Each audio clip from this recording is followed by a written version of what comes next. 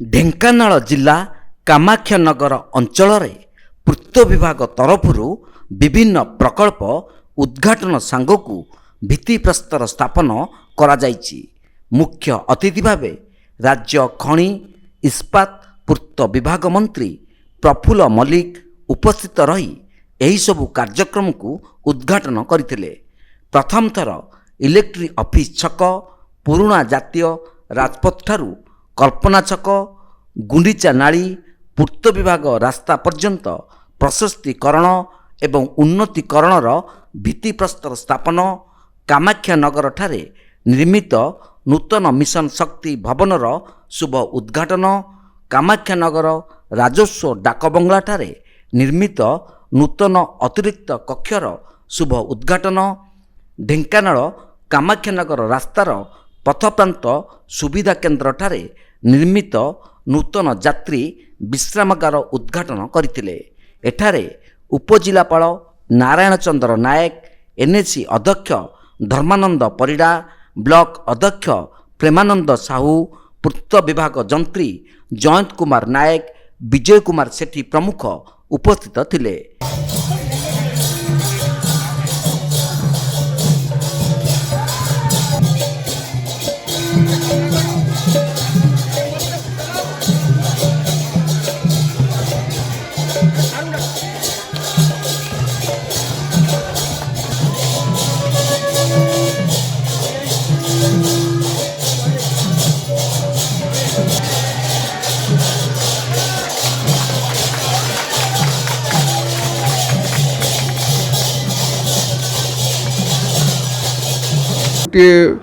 रास्ता electric छकरू college छक पर्यंत रास्ता 1.5 किलोमीटर रास्ता भित्तिप्रस्तर दिखाई।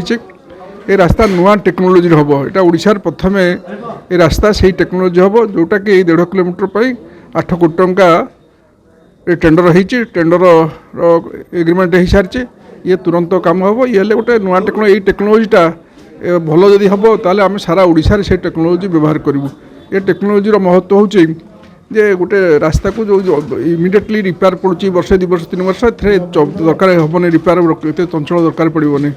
तेणु मुझे एक्सपेरिमेंट बेसीस कामाक्षानगर कथा कराई।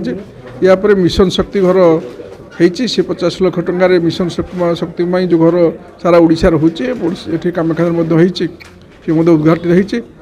गोटे रेभेन्यू रेस्ट सेट जोटा कामाक्षानगर जराजीर्ण अवस्था थिला ता बदले आम रेभेन्यू रेस्ट सेट कर 1.5 कोटी टंका खर्च होती। भल बिल्डिंग हो या आम जो आम्यूनिटी सेंटर अच्छी से 2टा जिनस कराई।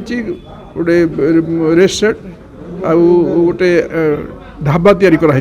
तार कॉन्सेप्ट है यहाँ प्रथम ओडिशार जदि आम सबुठ आम जो वेस्ट साइड आम्यूनिटी सेंटर ताकू आम सरकार हाथ पैसा खर्च कर मेंटेन करुँच।